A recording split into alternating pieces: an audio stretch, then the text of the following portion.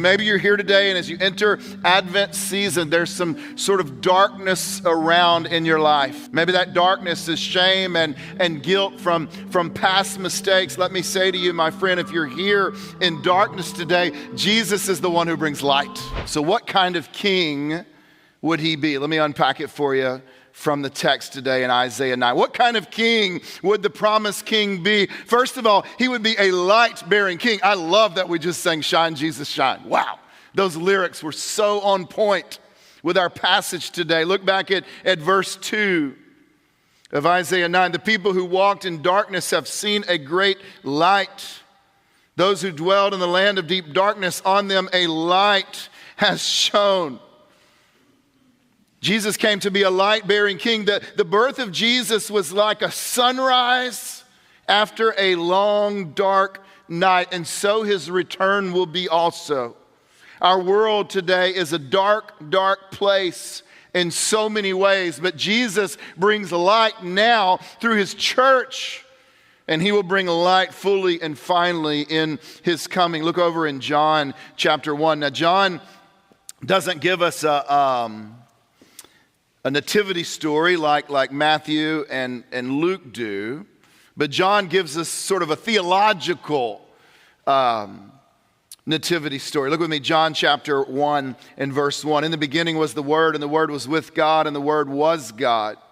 In the beginning, he was with God. All things were made through him, and without him was not anything made that was made. Watch this, verse 4. In him was life, and the life was the light of men.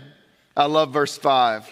The light shines in the darkness, and the darkness has not overcome it. Jesus came to be a light-bearing king, the king of our hearts. When we're looking at Jesus on his throne, is the king who makes the darkness flee. So maybe you're here today, and as you enter Advent season, there's some sort of darkness around in your life. Maybe that darkness is some sort of sadness and some suffering of some sort. Maybe that darkness is addiction of some sort. Maybe that darkness is shame and guilt from past mistakes. Let me say to you, my friend, if you're here in darkness today, Jesus is the one who brings light.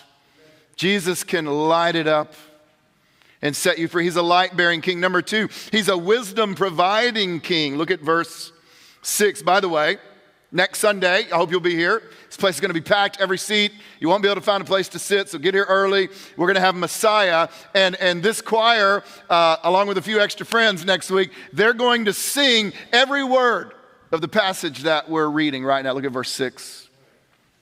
Wonderful Counselor. He's a wisdom-providing king. Look at this description. The promised king is called Wonderful Counselor. By the way, it's not wonderful, counselor. It's not two descriptions, it's one. Wonderful Counselor. Wonderful is the adjective to the noun counselor. The word means advisor. In other words, the promised king that comes, he comes with wisdom to give away.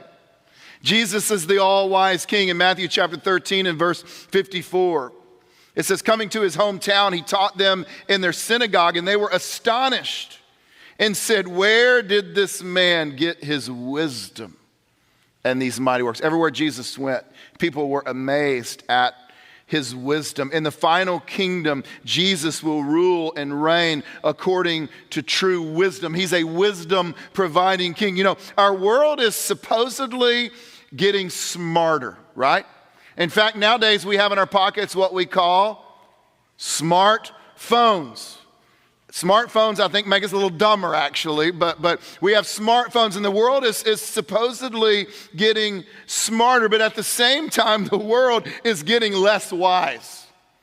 A couple years ago, we had John Lennox, one of the old sages, one of the greatest minds in the Western Academy over the last 100 years, and he sat right here in a chair gathered by some of our pastors and friends, and he said this. He said, there's a reason they call it artificial intelligence. He said, because it's not actual intelligence. I wish I could do it in the Irish accent. It's not actual intelligence. It's artificial intelligence. Listen, ChatGPT may be able to make you a little more smart, but it can't make you wise. Only the Spirit of the living God dwelling inside of you can make you wise. So the fear of the Lord is the beginning of wisdom. So he's a wisdom providing king. Number 3, he's a peacemaking king. We see this over and over in our passage this morning. Listen, war is a terrible thing. Listen, as believers, we never glorify war. It's a necessary evil at times perhaps, but it's nothing we applaud and glorify.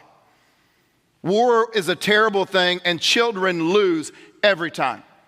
And widows lose every time. If you've never sat down and spoken with a refugee, a real refugee that lost everything due to war and was displaced and relocated to another country, if you've never sat down and just listened to their story, you should do that.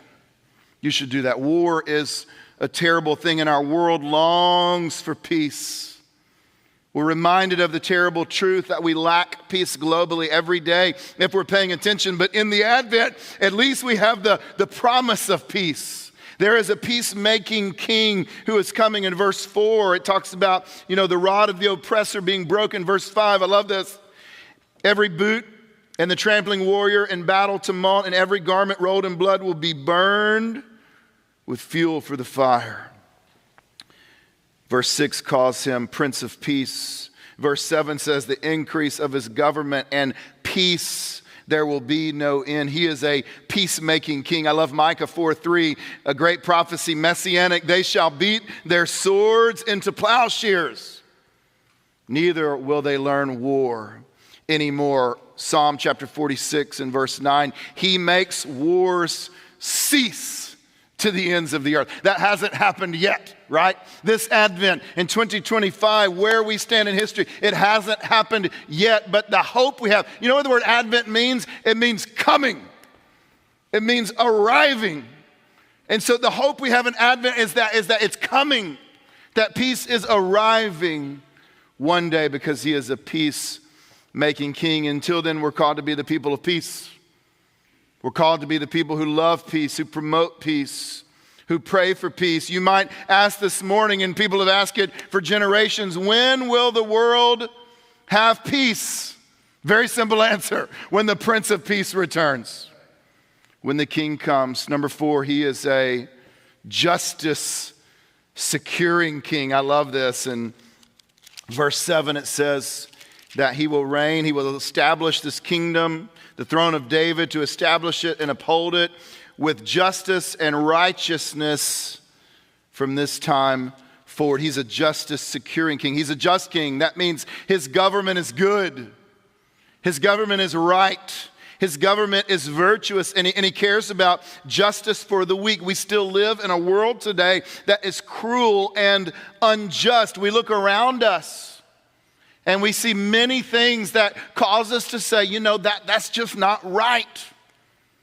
How many times and about how many situations have we said that's just not right? The human justice systems of this world fail us over and over again, but there is a promised king who will make it right one day. Deuteronomy 32 and verse 4, the rock, his work is perfect, all his ways are justice, a God of faithfulness and without iniquity, just and upright is he. He's a justice securing king. And finally, he's an eternally reigning king. Verses 6 and verse 7 say he's a mighty God. He's an everlasting Father. There's power and authority in his royal reign. And look in verse 7 at the scope of his kingdom. There at the end of verse 7, it says, from this time forth, forevermore. I love that. He's an eternally reigning king. In other words, this king that would ultimately sit upon the throne of David would not do so temporarily.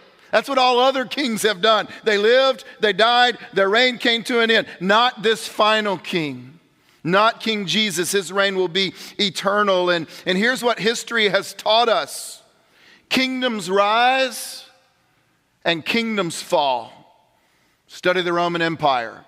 Many other examples in history. Kingdoms rise and fall, but the kingdom of Christ will be secured forever and ever. What that means is we have an enduring hope. Revelation chapter 11 in verse 15. We're going to sing it next Sunday. The kingdom of this world has become the kingdom of our Lord and of his Christ, and he shall reign forever and ever.